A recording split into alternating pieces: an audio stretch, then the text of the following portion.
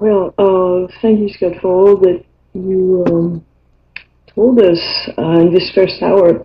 Um, and it's quite strange because when you were talking about the elements of mind and all, I had this strange thought that it seems that there's no naming activity at the start for first and second density. Well, in the way I see it, and then it's developed to have the being starting to develop to have a sense of self, which will bring them to develop this naming activity.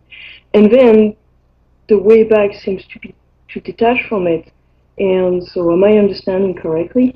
Yeah, actually, you can say that the development of self-consciousness, the sense of self being conscious rather than just consciousness, is itself development of naming activity. Naming activity is believing in an apparent reality of conceptualization, which is called reification. To reify is to make an apparent substantial, solid or real uh, entity of thought. It's basically believing in naming activity. Naming activity, it's not like the Buddha can't name, or an enlightened being cannot use concept or differentiate by concept. They can do that. They can do that better than we can.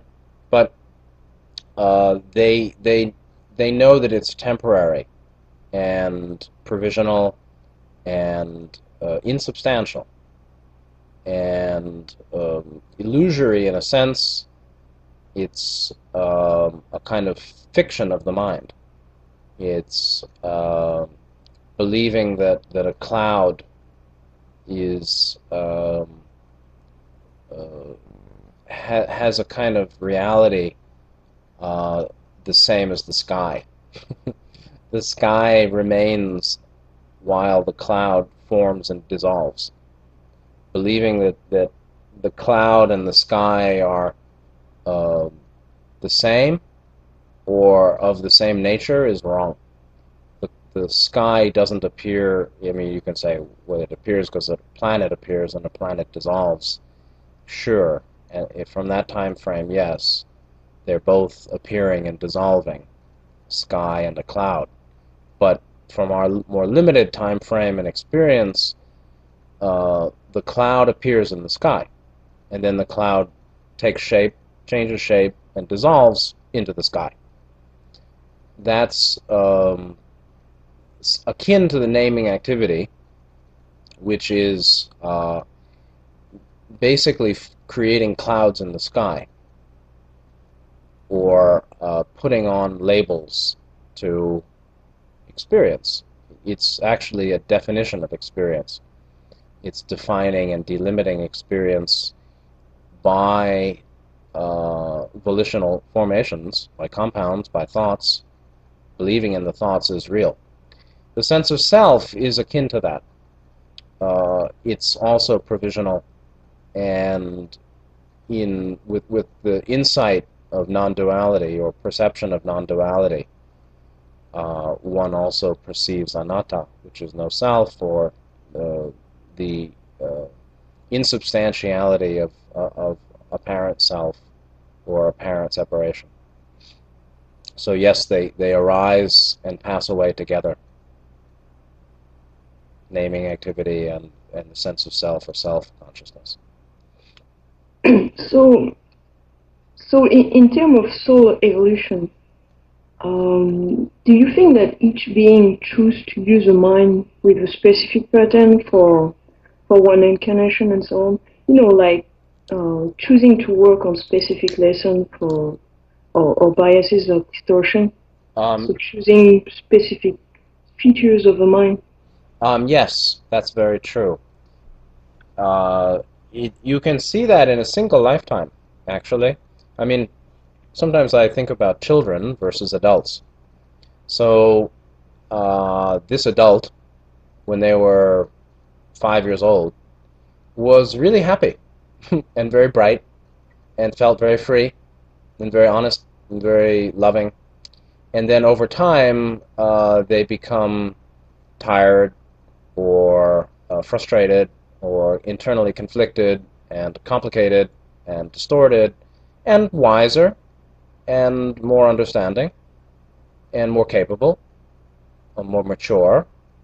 Uh, Other positive features are developed too. Is that a different being? No. Is it the same being? I guess so. Seems to be the same stream of the skandhas. Yeah, of course, it's the same stream of what appears to be a self or a sense or a person or a soul. But they're really quite different aspects of mind, or they're quite different appearances or manifestations of mind from who he was when he was 5 and who he is today at 35 or 55 or 85. What is that? Well, easy to say, oh, well, they changed over time. Uh, that's not the whole of it. Uh, in some ways, what's going on is that selective aspects of the total mind are in play or deactivated, are blocked or in development and activation and usage, are functioning or not functioning. So certain aspects of higher self mind appear in a child more clearly than they appear in that child when he becomes an adult. Uh, the pure, Jesus said something like, unless ye become as little children, you won't enter the kingdom of heaven. Kingdom of heaven being fourth density positive, actually. The kingdom of heaven on earth being the next dimension on earth, a new cycle, the dimension of love and understanding, 4D positive. Becoming as little children is really knowing and reactivating uh, the mind you had as a child. Not all of it, or not its deficiencies, but its virtues.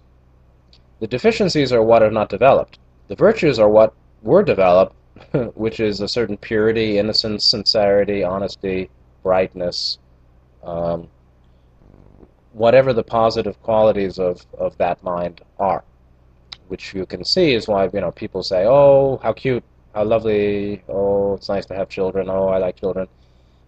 All of that positive feeling comes from an appreciation of those aspects of the total higher self or total mind that we are, that are coming through at that age that don't come through later. Why? Because of human conditioning and choice. Of course, it's not just the conditioning, it's the response to the conditioning, response to how the child is treated at home, in school, what their influences are. Those influences lead that person to deactivate certain aspects of mind as they're growing up, and to harvest into 4D positive certain aspects of honesty and true mind, which is really love wisdom, need to be reactivated for graduation, for harvestability, to make the grade. And so that kind of thing happens then before incarnation with the determination of program catalyst for the incarnation by higher self, or by the soul and higher self. The soul being body, mind, spirit complex, lower high, third density early, third density late, far from harvestability or near to harvestability for positive fourth or fifth, fourth density positive, fourth density negative. Uh, the older soul, or closer to harvest into 4D soul, makes more of those decisions by in cooperation with higher self. The early 3D soul has it done for him or herself, for the soul by higher self. But the much of that, much of the determination of program catalyst, meaning what kinds of experiences I'm going to choose, what kind of parents, or what parent, which, who will be my parents, who will be my siblings, where will I be born, what gender body, what constitution, physical constitution of body will I have, meaning strong, hardy, or weak and sickly, what tendencies of mind will I have also?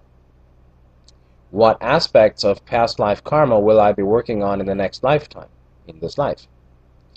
That very much is the choosing, so the programming of Catalyst includes not only physical conditions, family conditions, gender, body conditions, but also portions of mind that will be in play, more or less.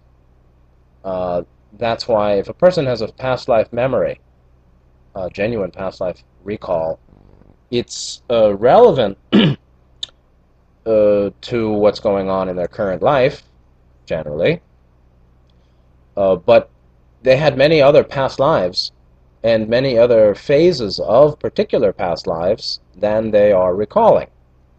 One reason that they may be recalling that particular past life or that phase or stage of that particular past life is because that the mind that was the biases and distortions and overall conditions of mind at that time in that phase of that particular past life are relevant or resonant with what's happening now with the person's mind today, which is basically that which higher self and they chose as a portion of program catalyst uh, for development of mind related to certain portions of mind, development of our being, not only mind actually, but development of our total being, the whole seven chakra situation, which ultimately is an expression of mind, but there's body and there's higher than mind, but ultimately, essentially, it's mind.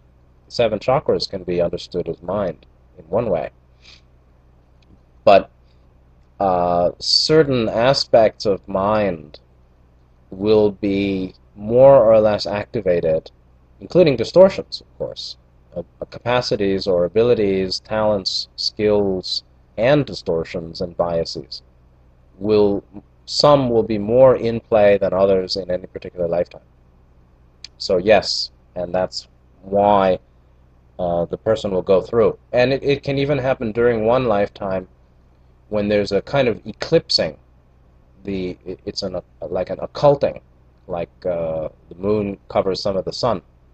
So the moon covering some of the sun is like the temporary suspension of certain qualities of mind that may occur in phases of a single lifetime when there's the need to focus on other aspects of mind or particular biases and distortions that could use some re-examination and changing, some healing.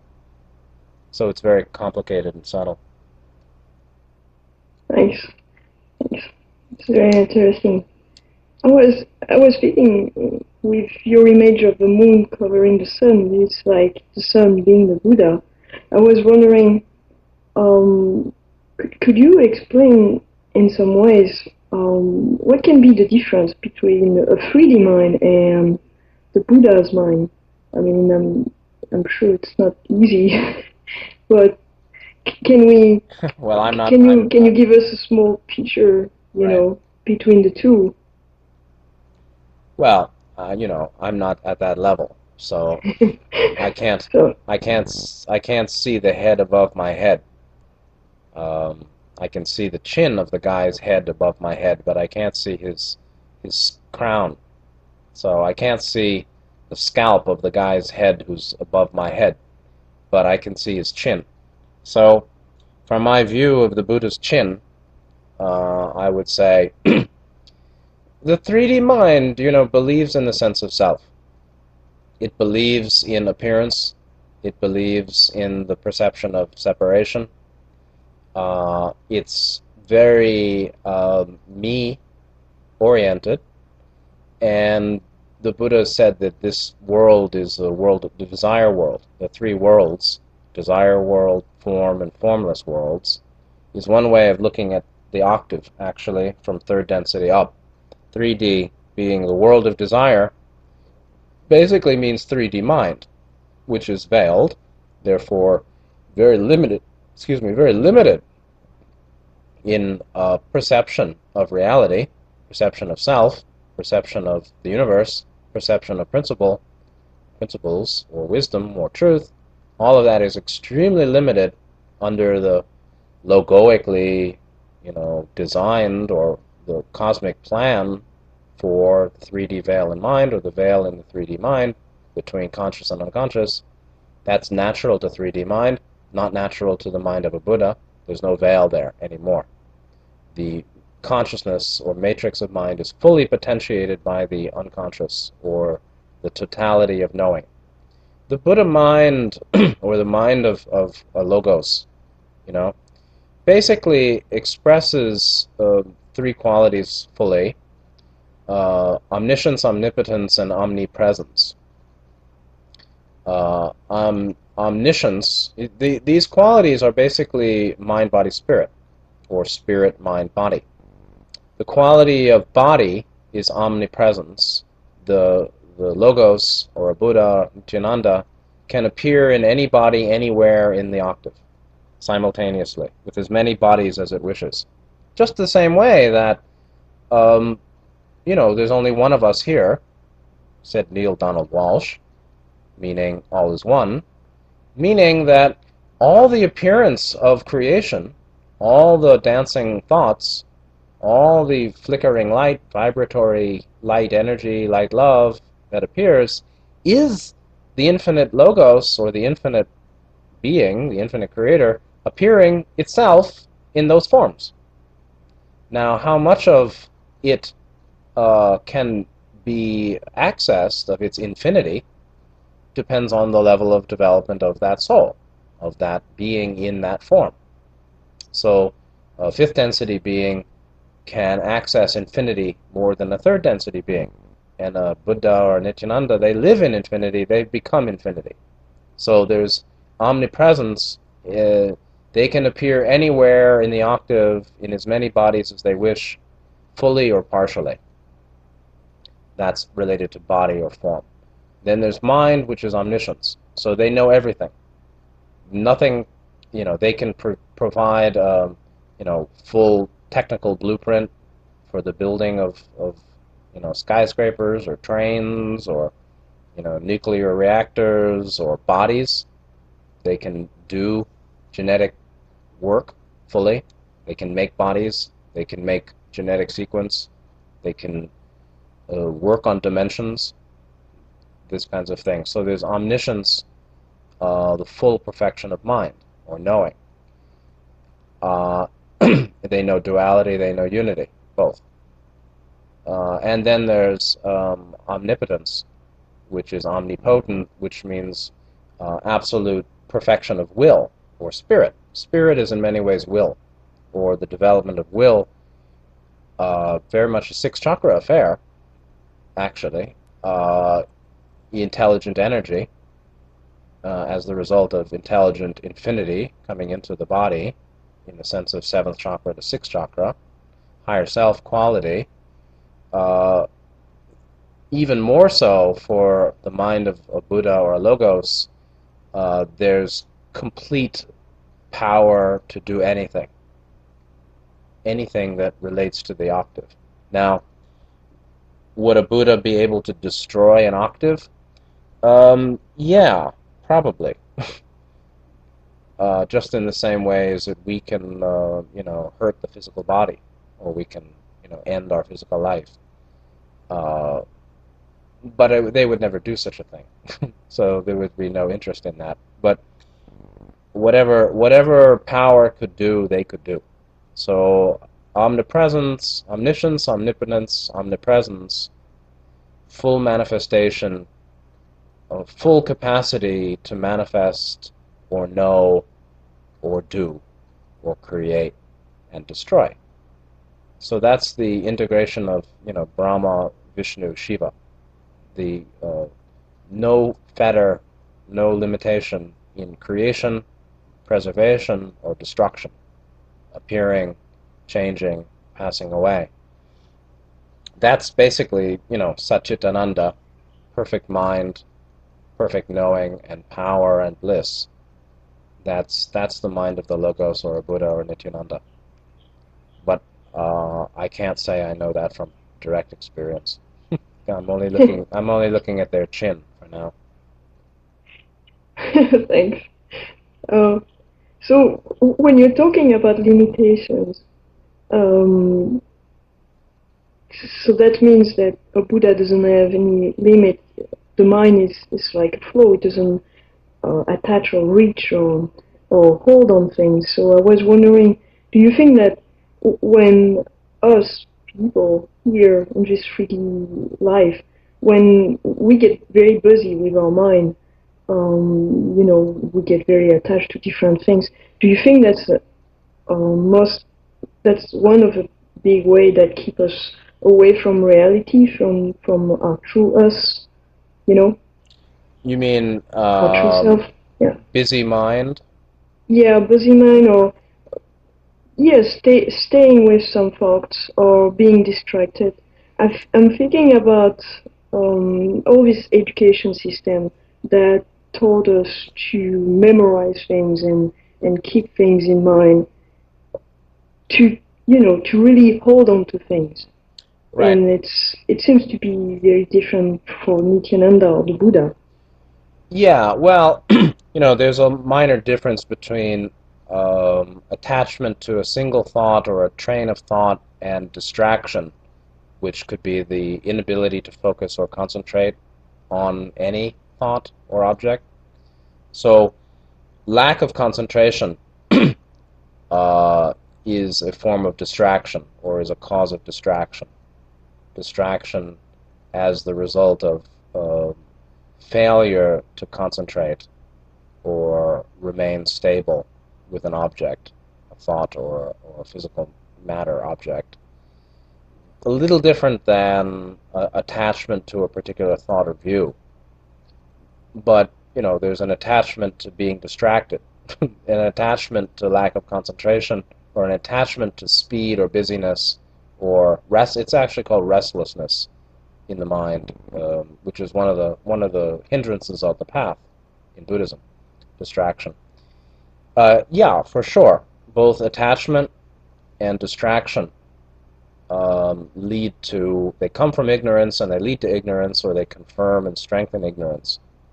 And ignorance is ultimately not knowing ourselves deeply, not knowing truth clearly, uh, being stuck in mistaken perception, or believing in false perception.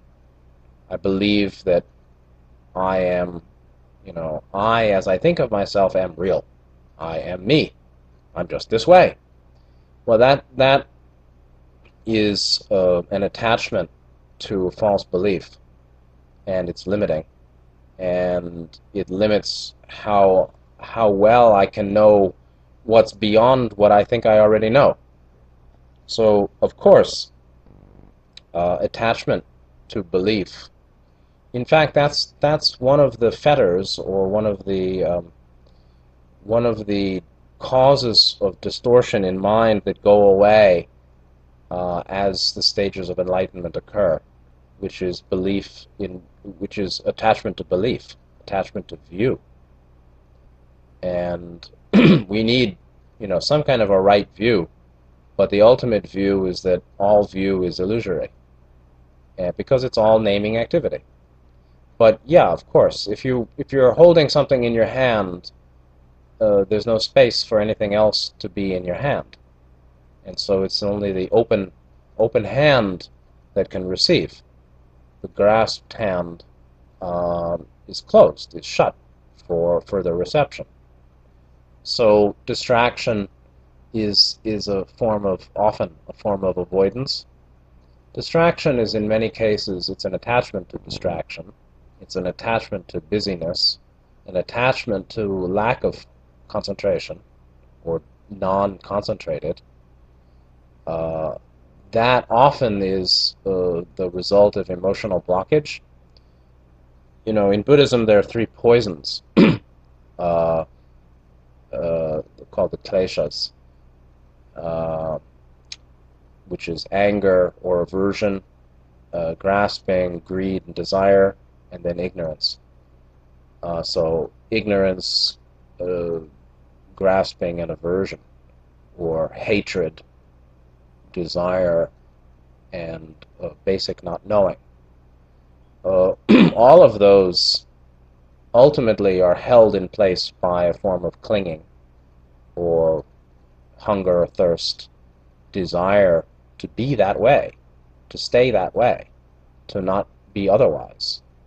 So even what we hate, the fact that we still hate is the result of an attachment to hate, which is actually greed or desire to keep hating, which is strange.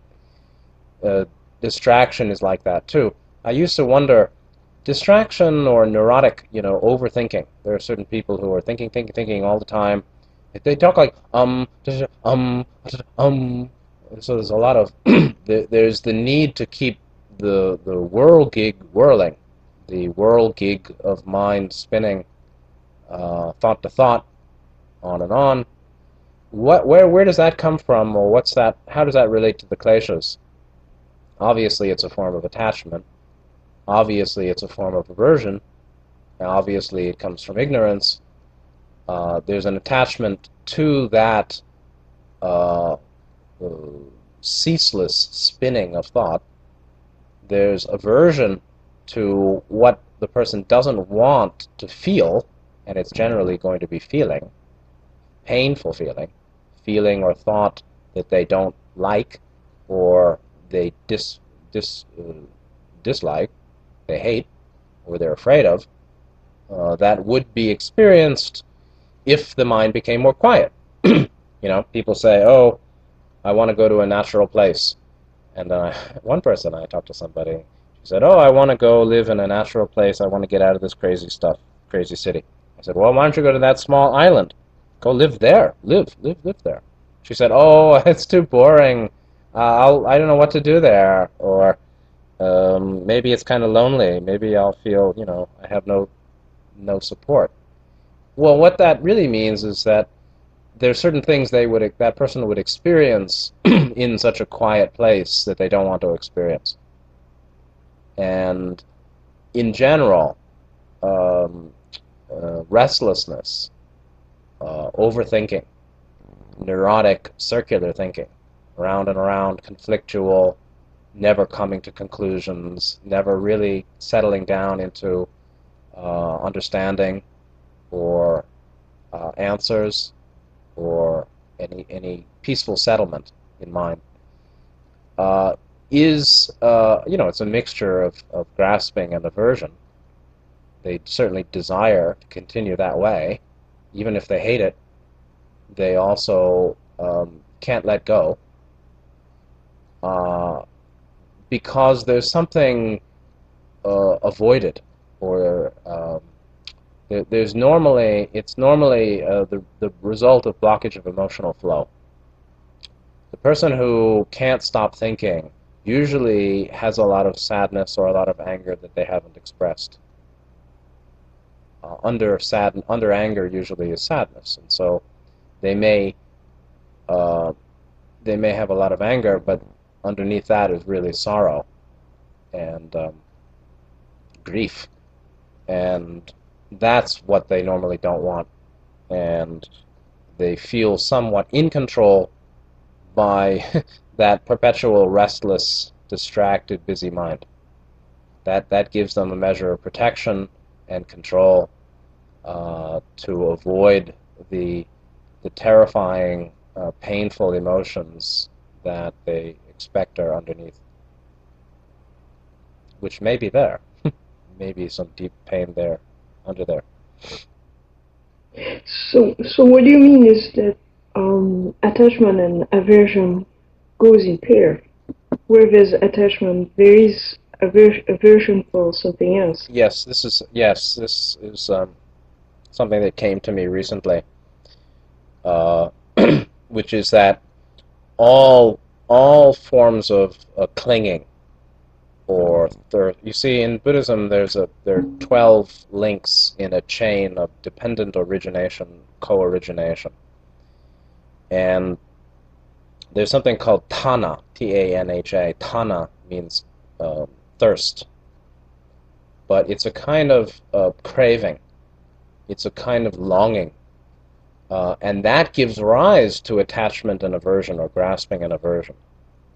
It's actually preparatory to the clinging of grasping and aversion.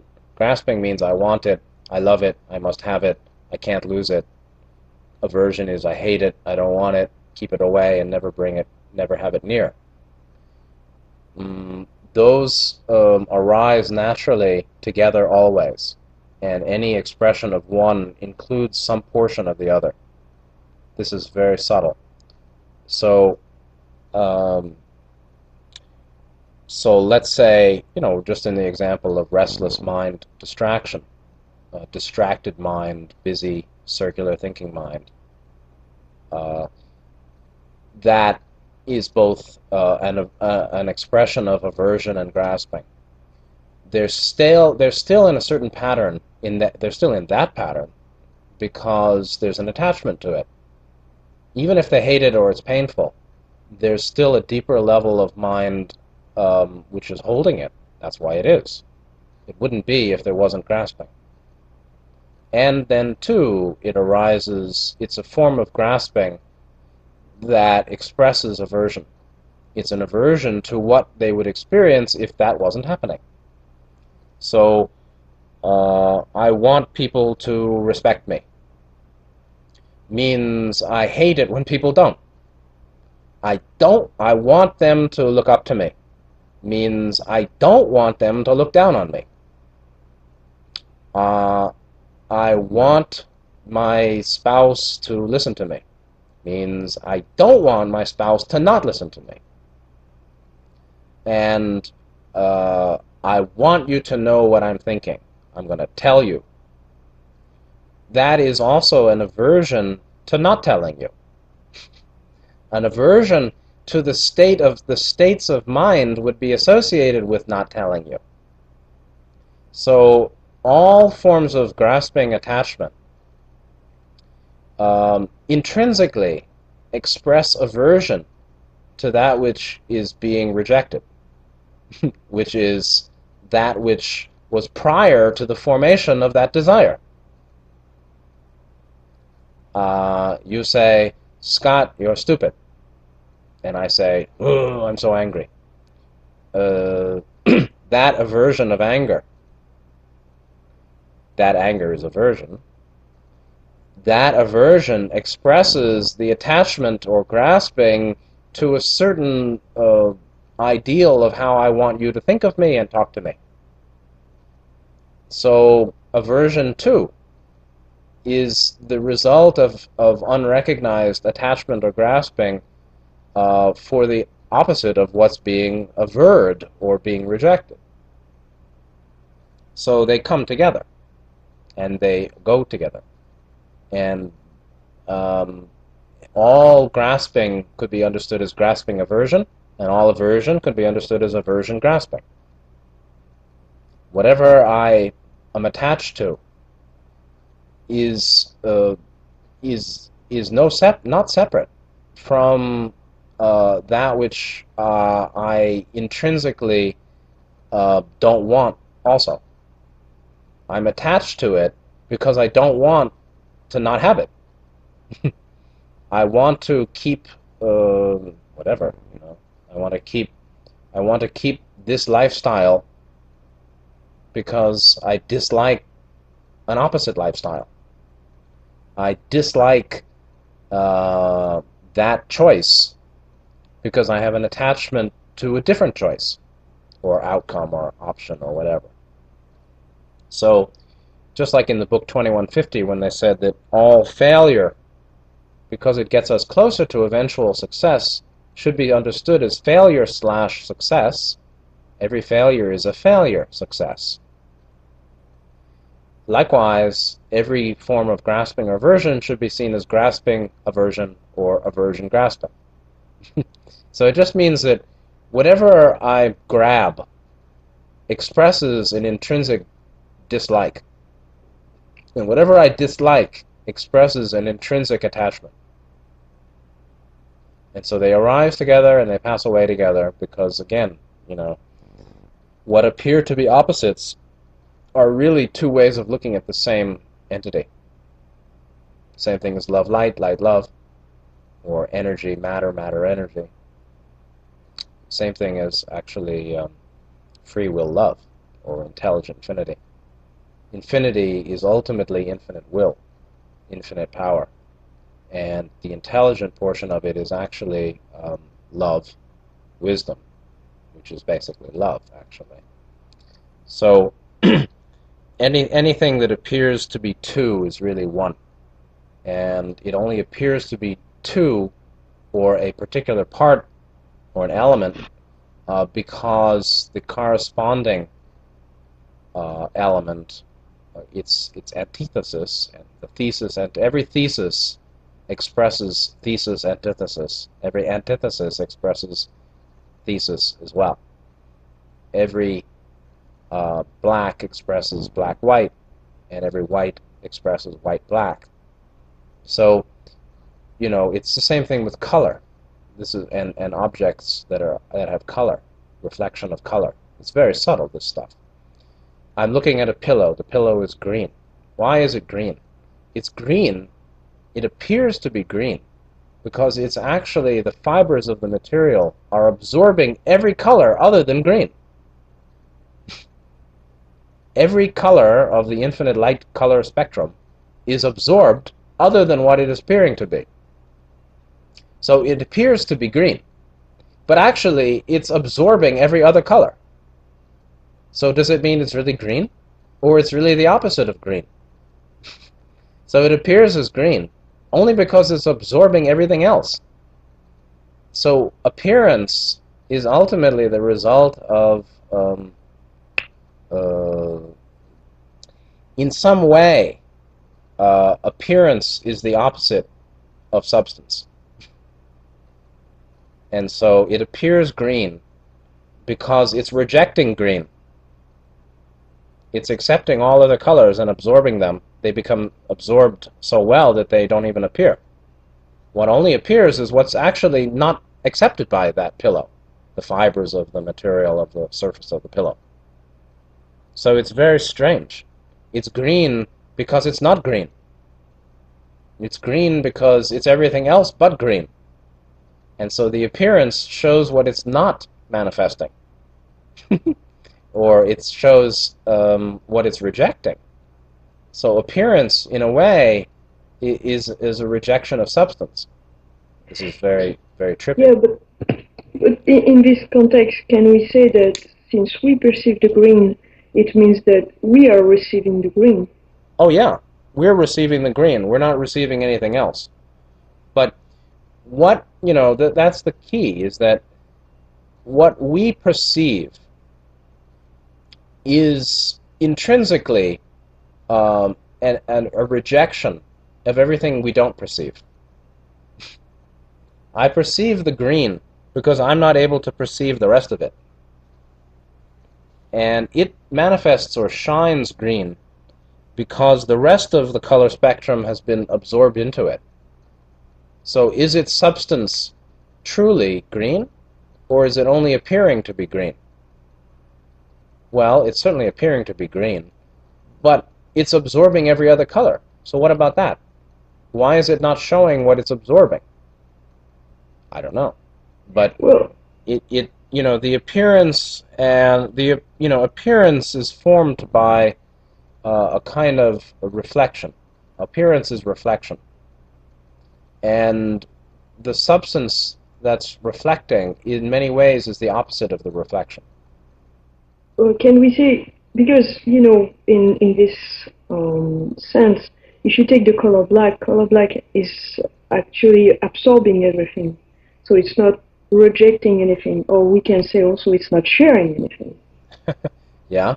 Well, it's black because light is not reflected off of it. So the green could be that the only color that this thing share is green. Yes, but what happened to the rest of the colors? There's They're absorbed and kept. Because yes, there's but the distortion, because well, right, they're absorbed and kept because of the reflective properties of the material. But when they're absorbed and kept, they also happen to be invisible, or they're not perceived. So, but what I'm perceiving is the opposite of what it's absorbed. I'm perceiving the reflection, but the reflection is a dualistic product, or it's a product that has another side to it. The fibers, the material, absorb frequencies of light and reflect that which they don't absorb. Why do they? Why does it absorb? What happens to that which is absorbed? And is the object? Can it? Why is it not defined by what it absorbs? It's only described by what it rejects. Its Well, that's reflection is a rejection. that's because of the world we're living in. I mean, because the society has decided to name green green. Well, yes, but what I'm saying is before whatever the name is, the the pillow is not defined by what it absorbs and holds. It's defined by what it reflects or rejects. What it reflects is what it rejects, or what it mirrors back out. What we perceive is projects. Because I mean, if you take daltonians, people that don't see that mix red and green, Right. this pillow will appear in different colors, and we don't know actually if other people don't have. I mean, like you said once, that the blue that you see is not the same blue that I see because we perceive Right. probably in a different way. I mean, how can we measure the same color? It's totally personal. Well, you could measure it by neural, optical neuro energetics of the eye, the constituents of the eye and the nervous system and the brain centers associated with the vision. Something could be measured, but it would be very hard to quantify or depict. It's possible, I'm sure.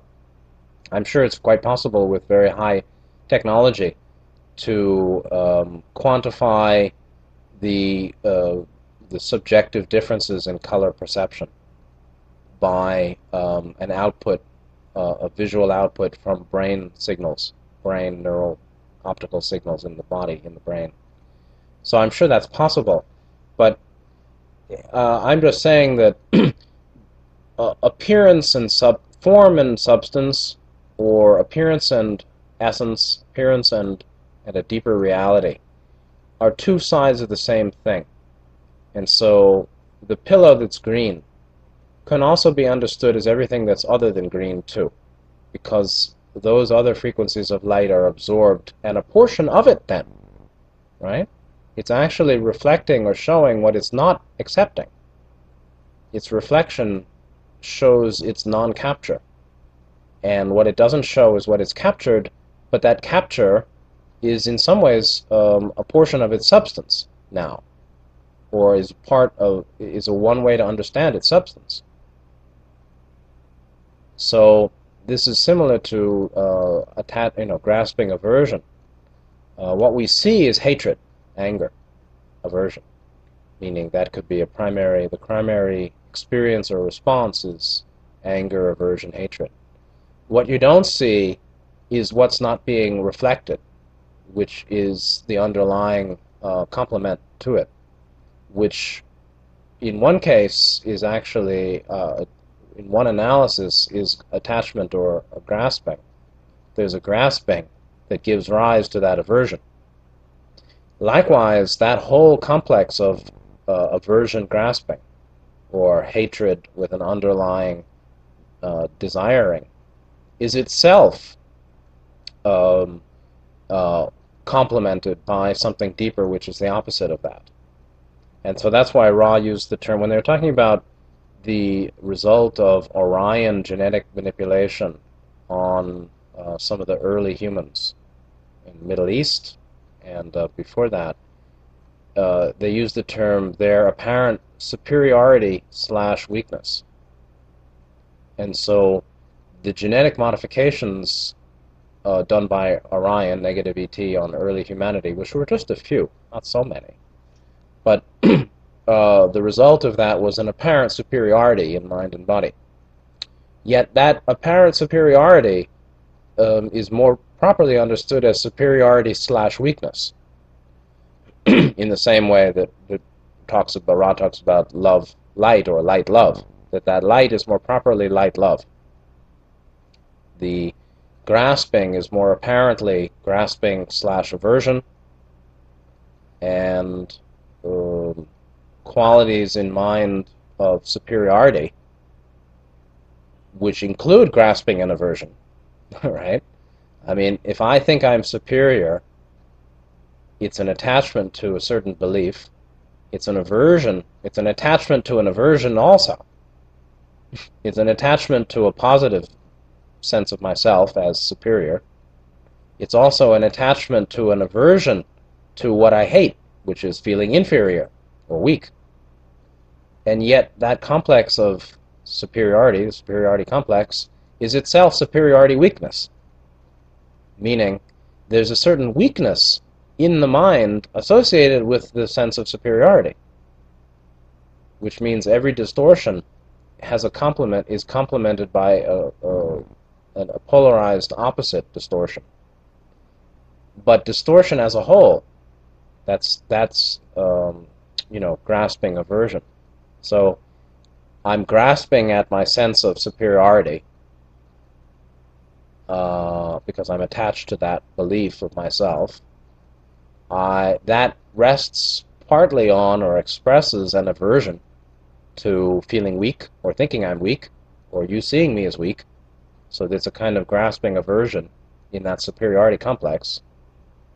That superiority complex is balanced by a weakness in mind too, and that's actually what a superiority complex is in psychological terms. It's a belief in one's superiority that's partly the result of a sense of inadequacy. And so Ra was pointing to that the apparent superiority itself rests on a deeper belief in inadequacy. If I don't feel inadequate, I don't need to appear superior or make you think I'm superior. If I'm really well, that whole thing doesn't happen. I don't need you to think I'm superior, and I don't care if you think I'm inferior.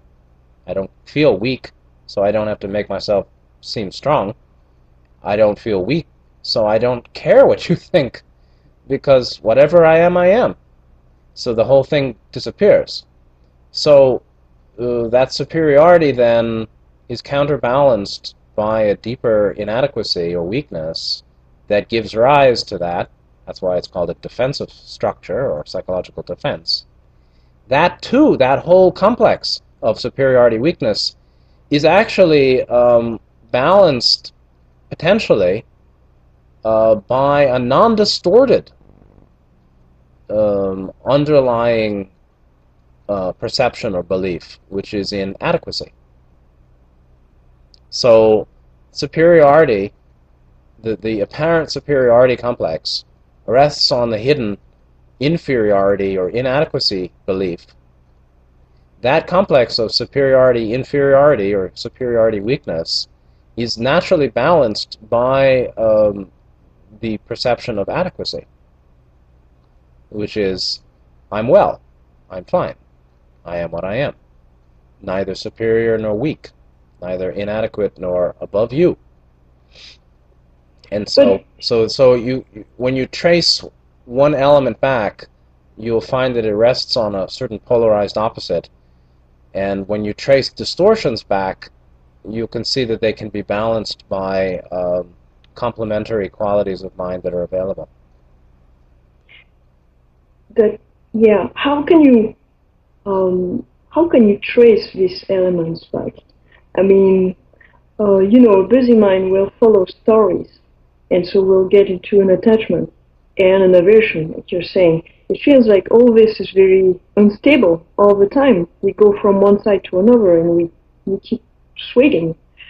How can um, how can we find balance into all this? Is there a skilled attitude to practice to find peace? In the middle of this?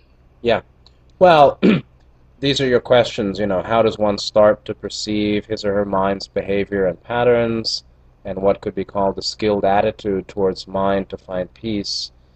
The skilled attitude is the capacity to perceive, the willingness and the capacity to perceive one's mind patterns. And the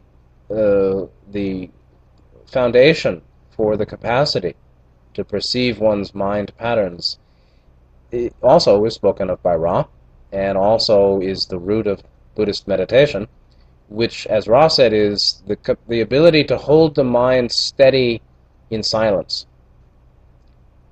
In the Bailey material, it's called the mind steady in the light. In Buddhism, it's the mindfulness, the ability to hold the mind steady in mindfulness. And that is the result of one-pointedness or concentration, like in breath meditation practice. It's the ability to rest attention, to rest, to direct attention in a quiet mind, in a mind that's not automatically producing thought, a mind that is basically silent, silence of mind in a steady state. It means that I'm looking at the wall and no thought arises. If I want to examine the grain on the wall, I then employ thought. So it's detachment. It's the capacity to be detached, non-grasping. It's basically the result of training mind. The capacity to have steady, holding the mind steady in silence, or steady in the light, or stability of silence in mind, is the result of training the mind.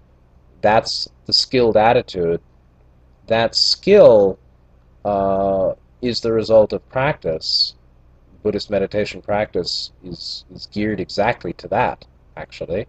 That's it's the development of samadhi, or samatha, which is stability and silence of mind, to then to then direct the attention towards the constituents of mind, the kleshas and the skandhas itself, to see what they really are, to see what really is, which leads to insight or vipassana.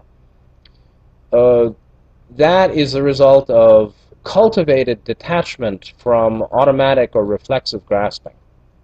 You see, when we're just thinking, thinking, thinking, and the summit of that is the person who goes insane because they can't turn off their mind.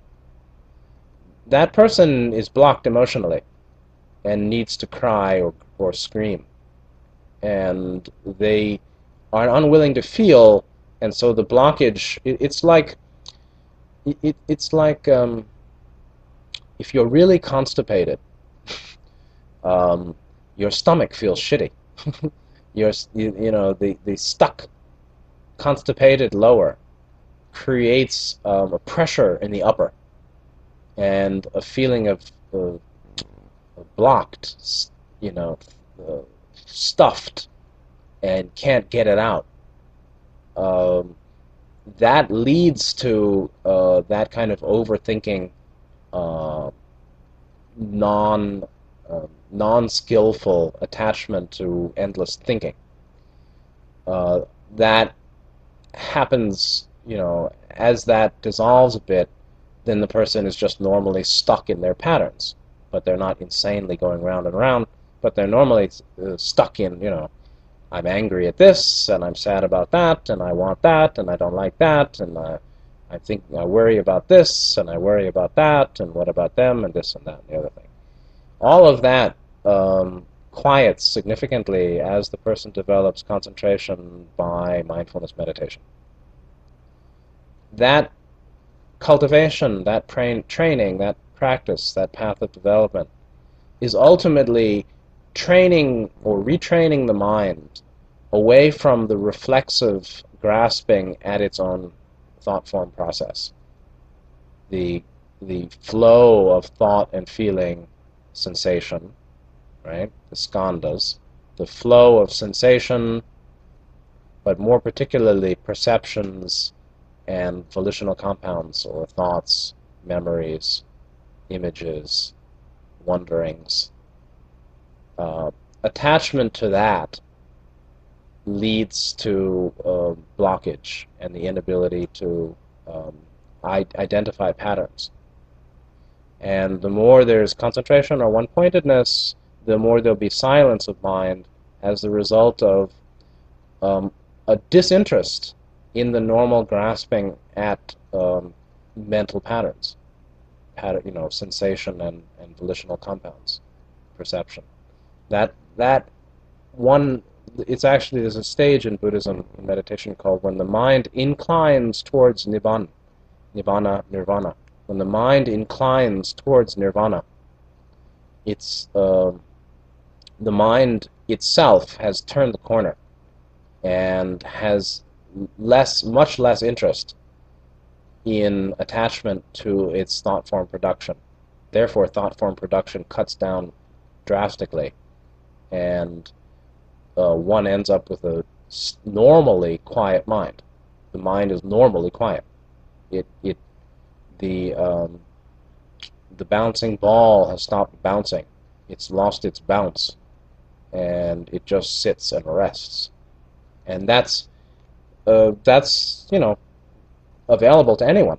But very few people want to go through the pain of what they're avoiding in mind to get through to the other side, where the mind will naturally have dispassion, disinterest, detachment, uh, disassociation from the normal production of thought and attachment. So as there's less interest in thought production, there's less thought production. As there's less interest in grasping, there's less thinking.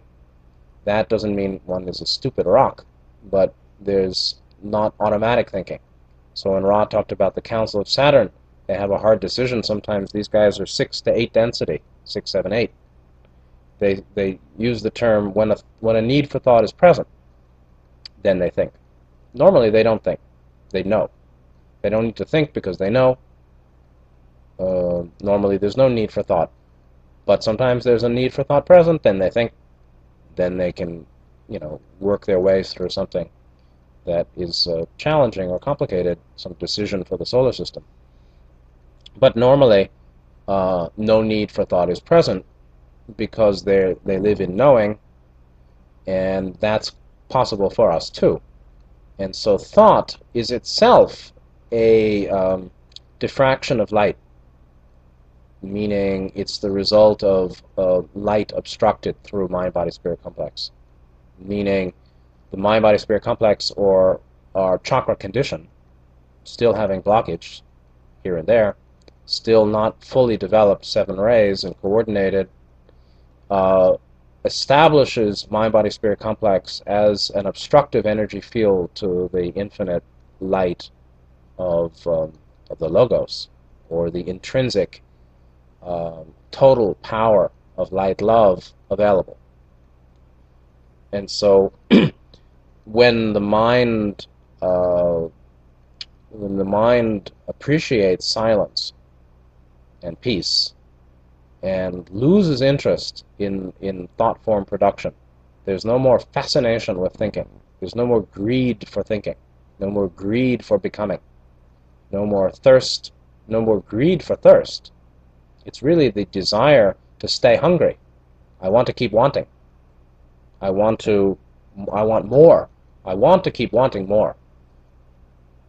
When that changes to I don't care, I'm not interested in all that, it's just tiring. It's dukkha. It's not helpful. It's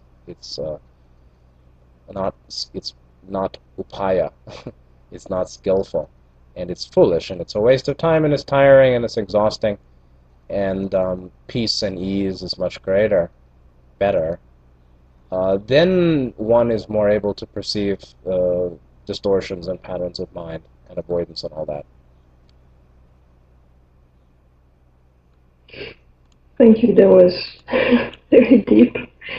You spoke about training, and maybe as a last question, I would I'd like to ask you, what do you think the difference is between training or disciplining the mind and control and manipulating? Because control and manipulation can arise without us perceiving it if we don't know how to discern it.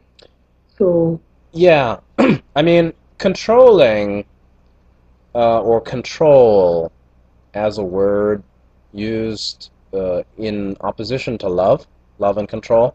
So love is the positive path of unity, positive path, service to other, path of unity. That love is based on acceptance and based on acceptance. Unconditional acceptance is love. That leads to understanding and knowing and balance and peace and harmony and you know living in truth. That um, love or acceptance, unconditional acceptance, is the opposite of control. So control is intrinsic rejection. It's actually attachment, rejection, both, as we've said. So control is manipulation, which is not unconditional acceptance, because there's a rejection of what is as it is, because there's aversion against what is as it is, which is the attachment to the desire to reshape it, to control it, to redo it. Ra said that the negative entity and the negative path sees the universe as that which must be or should be put into order, and that's the New World Order. The negatives are all interested in reordering. They build things up and they break things down and they move things around and they trick people and they make fake things and they lie and they cheat and they steal and they do all this manipulation, which is all aspect of control, for greater power, for domination. All of that is the opposite of love, which is unconditional acceptance. Unconditional acceptance is actually neither aversion nor grasping. And control is both grasping and aversion. This is interesting, and this is why true meditation, mindfulness meditation, is very, very healing, because mindfulness, sati, is seeing the mind or sensation and volitional formations, right? That's, the feelings of body in the mind and the thoughts and memories and images and all of that, emotions, with unconditional acceptance, which is neither aversion nor grasping. It's not aversion, it's not grasping. It's detachment. But it is care, and it is presence, and it is observation, and it is accepting and being without manipulation. Now, that's healing because it's love. That is self-love. So pure mindfulness is self-love, or love, applied to perception of the passing phenomena of mind. That's the opposite of control. And so mind training is either going to be on the positive path or the negative path. If it's on the positive path, which is where we are, and what 90% of the people on a path or on the path are on, positive path, service to other, or path of unity, will need to cultivate the mind based in unconditional acceptance. That unconditional acceptance is love, leads to understanding. That unconditional acceptance is neither grasping nor aversion. Meaning, we see and we feel our sorrow, our anger, our neurosis, our self-conflict, our guilt, our self-hatred, our shame, our self-pity, our hopelessness, our resignation, our disappointment, whatever it is, our blame of self, blame of other, whatever these patterns of mind are, we can accept them as they are. That acceptance is non-manipulation, it's non-control.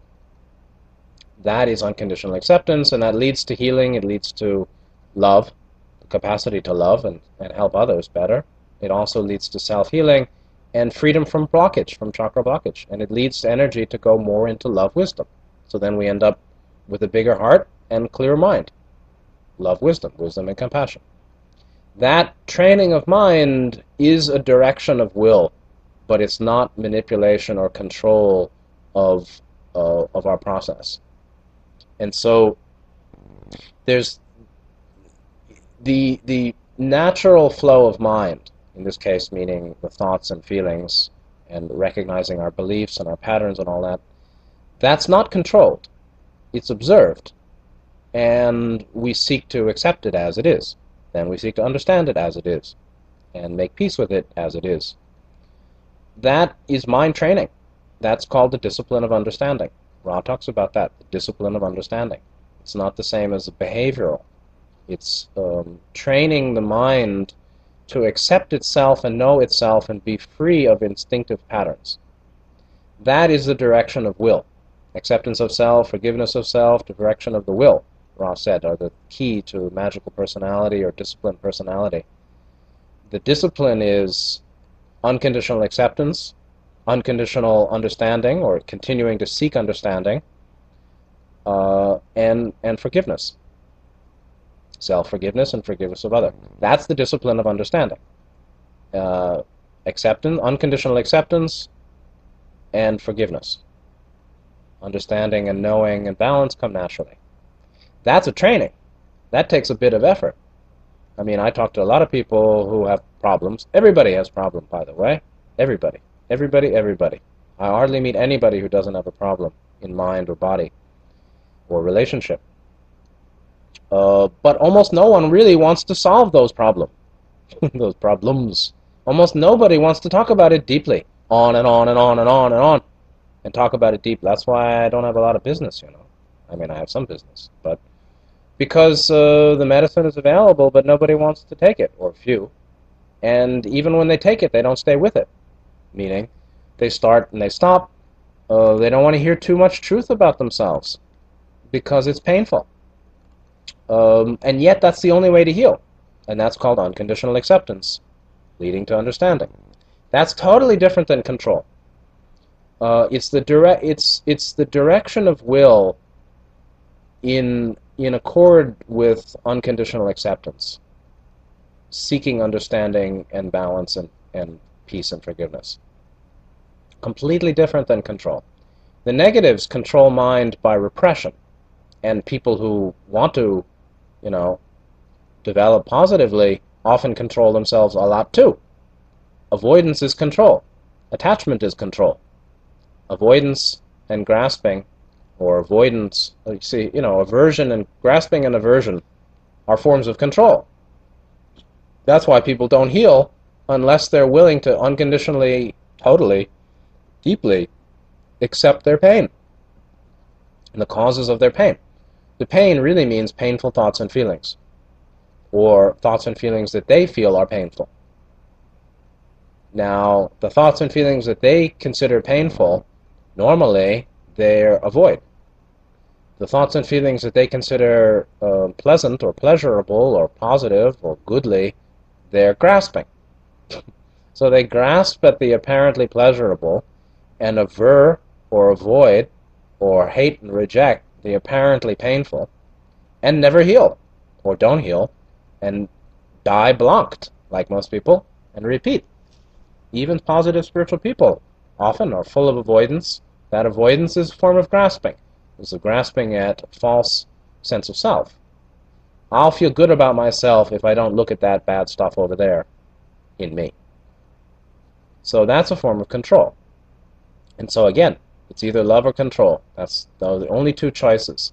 That's the primary moral choice of soul evolution. Love or control, acceptance or manipulation. Love or control means acceptance or an attachment to grasping and aversion. Continued following of I hate it and I must have it, or I must hold it, or I must get rid of it. And so that whole pattern of grasping aversion, being control, leads to further chakra blockages. It's the basis of the negative path. The negative path is maintaining second, third, fourth chakra blockages. That's why in some ways they're stupid. They can't see certain things that a heart knowing knows.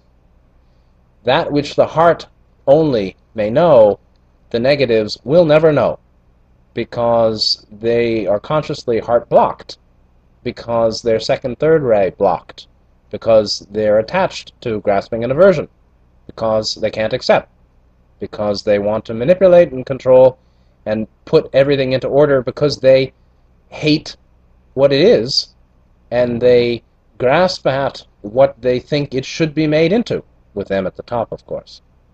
So that's a weakness. That's fear. That's instability. That's not strength and power. It's a rejection of what is and a grasping of what they think should be. That control leads to chronic and long-standing second, third, fourth chakra blockages. That blocks a certain quality of knowing and understanding. Of course, there's no happiness there. There's no joy. There's no peace. There's no forgiveness. There's no deep understanding. But that's what they've chosen for trinkets. So they like the trinkets. They like slaves following them, and they like trinkets. They eat dirt. They're the dirt eaters. They love dirt. So they've got the dirt of stupid people following, and they've got the dirt of trinkets. No problem. But that's the path of control. And completely different than the positive way, the discipline of understanding, which is based on unconditional acceptance, which is freedom from or a movement away from grasping and aversion, which are two forms of control. And so the question is, can you face it? Can you face the truth? Can you face the music of your own being, which first is distortions. My, painful past, or the stuff in my mind and my heart that I don't want to look at. That's where the healing starts. And that's true self-training. That's the true self-training, and meditation supports that tremendously. Yeah, I used to think that it's like digging into dirt to try to find the gold inside, and that if we don't stop digging, then because we reject all this dirt, we will never find the gold within. Well, you certainly can't get free. You won't be free of distortions and blockage and pain and limitation by avoiding it, or by trying to put yourself over it and trying to just think positively in the way that you think is going to make happiness, or just, try to distract yourself with some sensory pleasures or something. That just doesn't work. The blockage remains when it's avoided.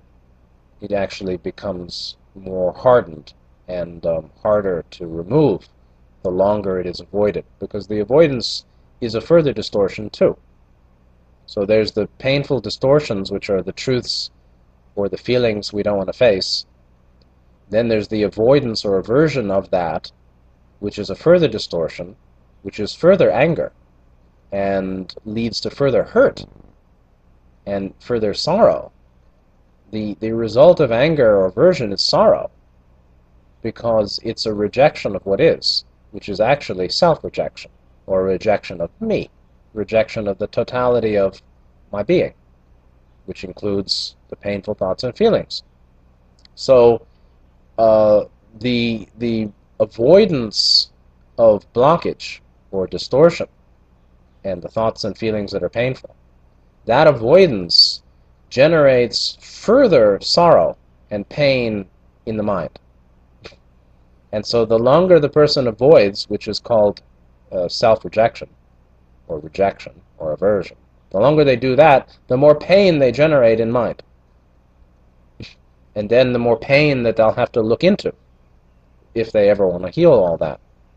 That's why people repeat, actually. And that's one of the keys, probably, to the genesis of this large group of 3D repeaters, is the backlog of pain and sorrow by the patterns of self-avoidance associated with aversion and avoidance of previously established painful distortions or thoughts and feelings in the deep mind, like my guilt, or my shame, or my disappointments, or my hurt from loss before, or whatever, or having felt unloved for so long, etc. Well, thank you very much. You know, all this reminds me of your essay you wrote about loving truth. I think if people want to dig the subject, they can always try to go find your essay and read more about that. Yeah, good. Mm. Well, thank you for today and all that you shared. That was very, very interesting. I need some time to re-listen to all that again. Yeah, I'd like to listen to it again too.